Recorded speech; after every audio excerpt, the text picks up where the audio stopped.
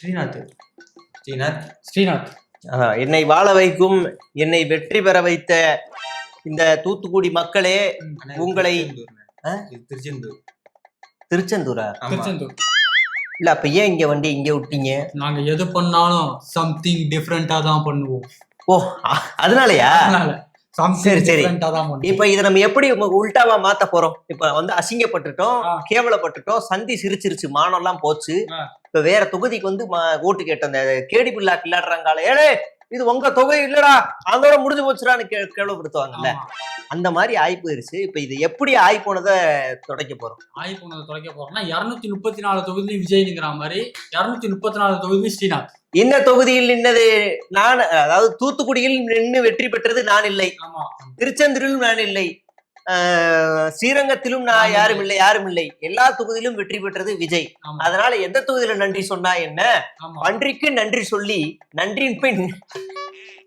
அதாவது இவங்களுக்கு இது மட்டும் புதுசு கிடையாதுப்பா. அதாவது அமைச்சர்கள் வந்து அவங்க துறையில இருக்கிற வேலையை கரெக்டா பாக்குறாங்களோ தெரியல, அவங்க துறைக்கு ரைடு போறாங்களோ இல்லையோ தெரியல, மத்த துறைக்கு மாறி மாறி போயிருக்காங்க. நம்ம ஸ்ரீநாத்தே எடுத்துக்கோங்க. ஸ்ரீநாத்தோட துறை என்ன? அவர் வந்து மீன்வளத்துறையில, மீன்வளத்துறை. ஆனா அவர் ரைடு போனது எங்க தெரியுமா? ஹாஸ்பிட்டலுக்கு. அதாவது மீனவர்கள் கடல்ல சிக்கிட்டாங்கன்னா உடனே ஆஸ்பத்திரி கூட்டு வந்து பாக்குறதுக்கு எல்லாமே இருக்கா? புரியுதுங்களா? அந்த ஹாஸ்பிட்டல் அவர் தொகுதியில தான் இருக்கா? திடீர்னு கடல் வந்து அவர் தொகுதியில மட்டும்தான் இருக்கா? இப்படி கேட்டா நான் இப்படி கேட்போம்ல, கடல் என்ன தூத்துக்குடியில மட்டும்தான் இருக்கா? அப்புறம் நான் ஒரு கேள்வி கேட்கிறேன். வேற ஒரு அமைச்சரோட துறையில அவங்கள்ட்ட கேள்வி கேட்காம இவங்கள்ட்ட கேட்டா அதை மட்டும் எங்கள்கிட்ட கேட்காதீங்க, சம்பந்தப்பட்ட துறையில இருக்க அமைச்சர்கிட்ட கேள்வி ஏன் மாத்தி விடுறீங்க? ஏன்னா எல்லாருமே வளரணும், பேசணும். அதுக்காக எப்படி எல்லா பாயிண்ட்டுக்கு நாங்க பாயிண்ட் எடுக்கணுமா? அது இல்ல. அதாவது ஒரு பழமொழி சொல்றேன், கேட்டுக்கோங்க.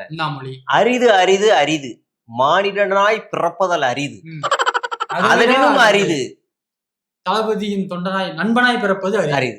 கொடிது கொடிது கொடிது. இவங்க எல்லாருமே தமிழ்நாட்டு கொடிது இல்ல, இவங்க கொடியை எதிர்த்து போராடக்கூடியவர்கள் இவர்கள்.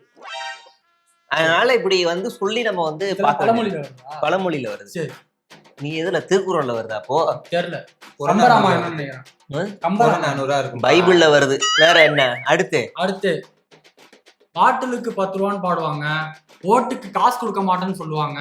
இப்ப லாஸ்டா வந்து திருச்சி மீட்டிங்லயும் ஓட்டு காசு வாங்காம ஜெயிச்ச ஒரு கட்சி நம்ம மட்டும்தான் அப்படின்னு விஜய் சொன்னாரு. சரி, ஆனா 2000 ரூபாய் காசு கொடுக்குறாங்க. சேலம் மேற்குல காமெடினா தெரியுமா? பக்கத்து தொகுதியில 2000 ரூபாய் கொடுத்தா ஜெயிஸ்டாப்ல, அந்த தொகுதியில மட்டும் 2000 ரூபாய் கொடுக்குறாங்க, நம்ம தொகுதிக்கு 2000 ரூபாய் கொடுக்குறாங்க, ஓட்டு போட மாட்டாங்க. அவர் தோத்து போயிட்டாப்ல, வந்து வயிற்றுச்சல்ல கொட்டிட்டு இருக்காங்க. இப்ப நம்ம இதுக்கு எப்படி அழகான ஒரு முட்டை நான் கொண்டு போய் சேர்க்க போறேன்னா, கரெக்டா நீங்க எல்லாம் நோட் பண்ணிக்கங்க. அதாவது 2500 ரூபா எப்ப வரும்னு நமக்கு தெரியாது. சரி, அது வரைக்கும் இங்க இருக்கக்கூடிய தாய்மார்கள் வந்து வீட்டுல பொங்க வச்சு சாப்பிடணும். சரி, அப்ப நம்மளால முடிஞ்ச ஒரு உதவியை அவர் கொடுக்கணும்னு நினைச்சுதான் அந்த 2000 ரூபா, ஒரு 2500 ரூபாய் என்னால முடிஞ்ச 2000 ரூபான்னு கொடுத்துருக்காரே தவிர, அது லஞ்ச பணமோ இல்ல வாக்கு கொடுத்த பணமோ இல்ல. அது எலெக்ஷன்ல ஜெயிக்கிறதுக்கு முன்னாடி எப்படி கொடுத்தீங்க? அது ஏன் ஸ்டாலின் சார் கொடுக்கலையா? 5 மாச காசு மொத்தமா கொடுக்கலையா? அதான் சொல்றேன், டிஎம்கே ஜெயிச்சிருங்கிற நம்பிக்கை டிஎம்கேக்கு ஓரளவுக்கு இருந்தது. ஆனா அந்த கணிப்பு தப்பாகி தோத்துட்டாங்க. ஆனா தாவேக்காக்க என்னமே கிடையாது, அவங்களே ஏதோ லக்கில ஜெயிச்சிருக்கீங்க. இப்பெல்லாம் சிரிப்பு வருது இல்ல, அந்த கருத்து கணிப்பு வந்து பார்க்கும்போது அவங்க சிரிப்பு வந்துச்சுதான். ஆனா இப்போ வந்து இப்போ ஓகே, அது வேற. இதுதான் ஒரு உன்னதமான நோக்கமாக இருக்கு. வேற என்ன சொல்லுங்க பாப்போம். அடுத்து பெரம்பூர்ல அடிக்கடி கரண்ட் போயிட்டே இருக்குல்ல, அங்கெல்லாம் போவாதுப்பா, சிஎம் தொகுதி, அது சிஎம் தொகுதியில தான் போயிட்டு இருக்கான் கரண்ட். ஐயா ஆமா, ஆனா அங்க இருக்கிற ஆர்டிஸ்ட் எல்லாம் வந்து செந்தில் பாலாஜி தூக்கிட்டு போயிட்டாராமா. செந்தில் பாலாஜி தான் கரூர்ல வந்து அறுத்துட்டு போனாப்புல, பிளைட போட்டு போனாப்புல. செந்தில் பாலாஜிக்கு தான் 20 ரூபா 10 ரூபா போகுது. இப்ப செந்தில் பாலாஜி திருடிட்டு போயிட்டாரு. என்னெல்லாம் சொல்லுவீங்கடா டே, சொல்லுங்கடா. சரி, இப்ப ஆட்சி அதிகாரம் உங்ககிட்ட தானே இருக்கு. செந்தில் பாலாஜி தான் தூக்கிட்டு போனாருன்னு அரெஸ்ட் பண்ணி உள்ள வச்சிருக்கீங்களா? ஆட்சி அதிகாரம் இருக்கு. அதாவது கரூர்ல நடந்த இது வந்து அதெல்லாம் பண்ண மாட்டாங்க. அதாவது சிடிஆர் ரொம்ப தெளிவா என்ன சொல்றாருன்னா, 1 மாசம் முன்னாடியே காணாம போயிருச்சு. போன வாட்டி செந்தில் பாலாஜி அமைச்சரா இருந்தாரா? அதெல்லாம் எனக்கு தெரியாது. போன வாட்டி செந்தில் பாலாஜி அமைச்சரா இருந்தா, அப்புறம் எப்படி வந்துச்சு அவர் பேரு? செந்தில் பாலாஜி பவர் இருக்கு. என்ன இது கூத்தா இருக்குது? செந்தில் பாலாஜி அமைச்சரா தொடரக்கூடாதுன்னு நீதிமன்றமே சொல்லி அவர் ராஜினாமா பண்ணிட்டாரியா? அவர் சேகர் பாபு கைக்குள்ள போட்டுச்சு. யாரு அங்க இருந்தா? இப்ப ஈபில வேலை செய்வீங்க திமுக காரங்களா இருக்காங்க, நைட் ஷிஃப்ட் யாரும் வர அதாவது மாட்டாங்க. அவரு சிடிஆர் தெளிவா என்ன சொல்றாருன்னா, அதுல ஒப்பந்த பணியாளர்களுடைய டேட்டா, அப்புறம் கான்ட்ராக்டா இந்த மாதிரி யாரெல்லாம் இருக்காங்க, அப்புறம் கோல் டெண்டர் இதெல்லாமே அதுல இருக்கு, பேக்கப் எடுக்க முயற்சி செய்யறோம் அப்படின்னு சொல்றாரு. அது எப்படி ஒரு அரசு துறை நிறுவனம் ஒரே ஒரு ஆர்டிஸ்ட மட்டும் சென்ட்ரலைஸ்டு பண்ணி டாக்குமெண்ட் எல்லாத்தையும் அதில் வச்சிருக்கோம், ஒரு பேப்பர் டாக்குமெண்ட்டை கூட வச்சிருக்காது, இல்ல ஒரு லெஜர் புக் நோட் பண்ணாதா, இல்ல சம்பந்தப்பட்ட அடுத்தடுத்த துறைகளுக்கோ இல்ல மேலிடத்துக்கோ அனுப்பாதா? அது எப்படி ஒரு ஆர்டிஸ்ட்குள்ள மட்டும் வச்சிருக்கோம்? பேக்கப் எதையோ உள்ள வந்து பண்றதுக்கு வேலை பாக்குறீங்களா? அப்ப இதுல ஏதோ நடக்குது. என்னன்னா தமிழ்நாடு வந்து துபாயா மாறிடுச்சுங்க, 100% டிஜிட்டலா மாறிடுச்சு, பேப்பர் ஒர்க்கே கிடையாது. சரி, அப்ப கூட நீங்க எப்படி ஒரே ஆர்டிஸ்ட்ல சென்ட்ரலைஸ் பண்ணுவீங்க? குறைஞ்சபட்சம் அதாவது மீடியால கம்ப்யூட்டர் ஒர்க் பண்ற எல்லாருமே எவனுமே எனக்கு தெரிஞ்ச ஆர்டிஸ்ட்க முழுமையா நம்ப மாட்டான். எனக்கு தெரிஞ்சு ஒரு 2 ஆர்டிஸ்ட்ல போட்டு வைப்பான். ரொம்ப முக்கியமானதா இருந்தா 2 ஆர்டிஸ்ட்ல போடுவான். ரொம்ப ரொம்ப முக்கியமா இருந்துச்சுன்னா ஆன்லைன் ஆர்டிஸ்ட்க்கு டிரைவ்ல போட்டு வைப்பான். அது இன்னும் ரொம்ப சேஃப். எப்ப வேணாலும் மெயில்ல போட்டு எடுத்துக்கலாம் அப்படின்னு எடுத்து வச்சுப்பாங்க. ஒரு அரசு துறை நிறுவனம் ஒரே ஒரு ஆர்டிஸ்ட்க்கு 1 TB இருக்குமா? தூக்கி அதுல போட்டா முடிஞ்சு, தூக்கி உள்ள வச்சு பூட்டுங்க. ஆர்டிஸ்ட்க்கு யூஸ் பண்ணாம வச்சிருந்தாலே வேலை செய்யாம போயிடும். அது அதெல்லாம் எங்களுக்கு தெரியாது. இதுதான் காரணம். ஹார்ட் டிஸ்க் தூக்கிட்டு போயிட்டாங்க, டேட்டா தான் போயிருச்சு. அதனால எந்த டைம் எங்க கரண்ட் கொடுக்கணும்ன்ற டேட்டா எங்கள்கிட்ட இல்ல.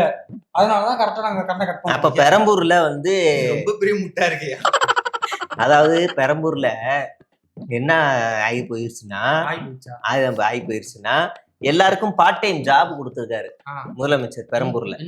காலையில நீங்க 8 மணிக்கு 9 மணிக்கு வழக்கம் போல நீங்க எல்லாரும் வேலைக்கு போறீங்க, சேல்ஸ்மேனாவோ இல்ல ஏதோ ஒரு கார்பரேட் ஆபீஸ்ல எங்கேயோ வேலைக்கு போறீங்க. சரி, ராத்திரி நீங்க எதுக்கு தூங்கி உங்களுடைய பொண்ணான நேரத்தை வேஸ்ட் ஆகுறீங்க? சரி, அதனால நீங்க என்ன பண்ணுங்கன்னா கரண்ட்டை கட் பண்ணி விட்டுறோம், நீங்க ரோட்டுக்கு வந்து நீங்களே ஒரு ரோட்டுக்கு பாதுகாப்பா இருங்க.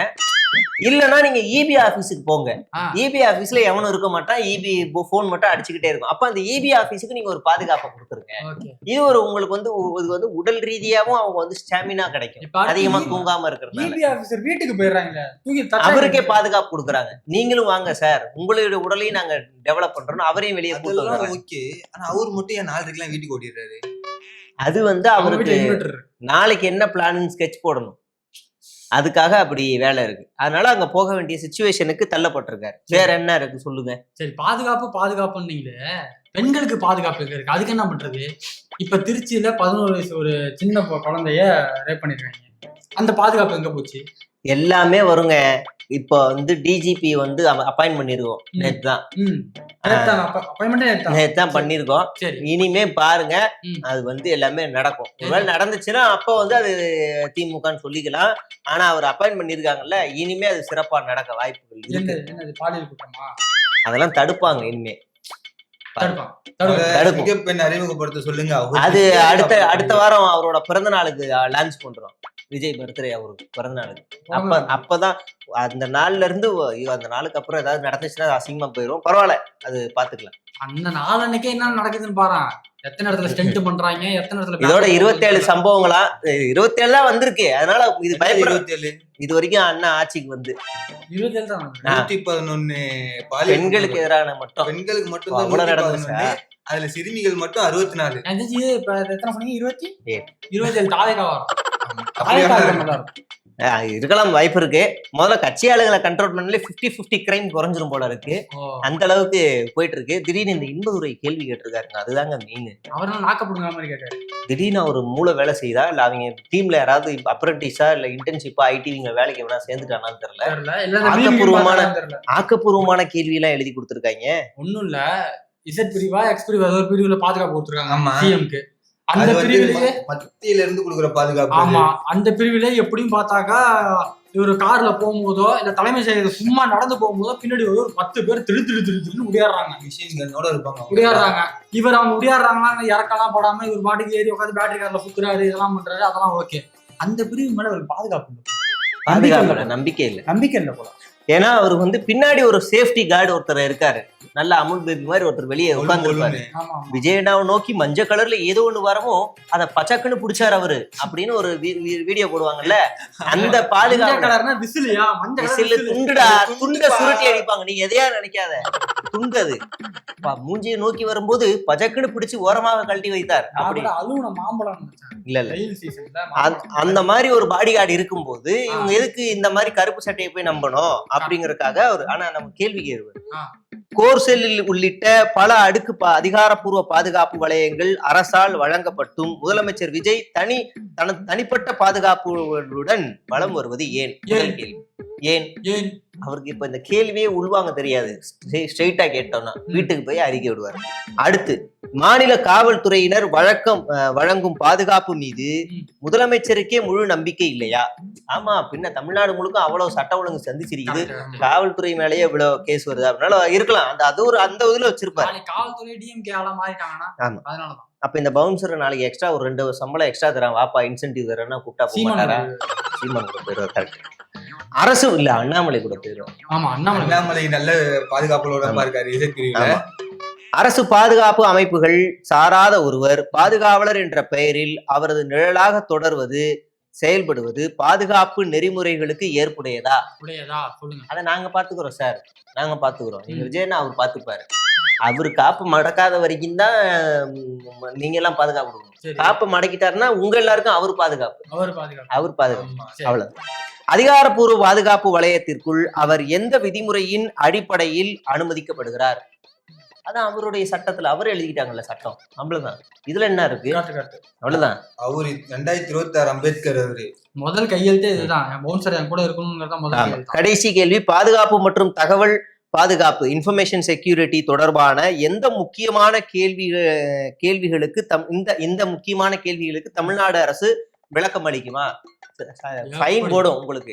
நீங்க இந்த 5 கேள்வி கேட்டதுக்கு இது வரைக்கும் உச்சநீதிமன்றத்துல போய் எவ்வளவு ஃபைன் கட்டிருக்கீங்களோ அதை விட ஒரு 3 மடங்கு அதிகமா இதுல கட்ட வேண்டியது. கேள்விக்கு 2 லட்சம் ரூபாய். ஆமா, 5 கேள்வி கட்ட வேண்டியிருக்கும் சார். அதனால அது இல்லாம நேத்து தான் இவருக்கு ஒரு ஆப் அடிச்சு விட்டுருக்காங்க. 2016 அப்பாவை எதிர்த்து இவர் வெற்றி பெற்றது செல்லாதுன்னு சொல்லியிருக்காங்க. அன்னைக்கு அப்பாவை தூக்கி எரிஞ்சாங்க, அங்க இருந்த காவலர்கள் தேர்தல் ஆணையம் எல்லாமே தூக்கி எரிஞ்சாங்க. அவருடைய ஓட்டு செல்லாது, வெற்றி செல்லாதுன்னாங்க. கிட்டத்தட்ட 10 வருஷம் கழிச்சு இன்னைக்கு தீர்ப்பு வந்திருக்கு, நேத்து வந்திருக்கு. அந்த தீர்ப்பு இன்பதுரை ஜெயிச்சது செல்லாது. ஆனா இப்ப இவரு அந்த 1 வருஷமா பென்ஷன் வாங்கினாரு, சம்பளம் வாங்கினாரு, எல்லாம் வாங்கினாரு. இப்ப இதெல்லாம் திருப்பி கொடுப்பாரா? 1 வருஷமா வாங்கிருக்காரு. சரி, ஏதோ ஒரு 10 வருஷம் கழிச்சு தீர்ப்பாவது வந்திருக்கு. இப்ப நமக்கு இங்க இன்னொரு ஒரு தாவேகா உறுப்பினர் ஒரு ஓட்டுல ஒருத்தர் ஜெயிச்சிருக்காரு. அந்த வழக்கையாவது ஒரு 1 மாசத்துக்குள்ளேயாவது அட்லீஸ்ட் கொடுத்தா அது நல்லா இருக்கும். அட்லீஸ்ட் ரீஎலெக்ஷன், அட்லீஸ்ட் ரீகவுண்டிங் இப்படியாவது போகணும். செல்லாது கூட அறிவிக்கணுங்க. ரீஎலெக்ஷன் ரீகவுண்டிங்காவது போகட்டும். அது தாவேகா எம்எல்ஏவே ஜெயிச்சா கூட சந்தோஷம் தான். சொன்ன மாதிரி இப்போ ஜெயிச்சிட்டாங்கன்னா அப்பாவும் ஜெயிச்சிட்டாரு, ஓகே, கேஸ்ல ஜெயிச்சிட்டாரு, ஜனநாயகம் அது வராது. முடிச்சு விட்டுருங்க, வேணாம், அது பேசக்கூடாது. சரி, பேசு. நன்றி.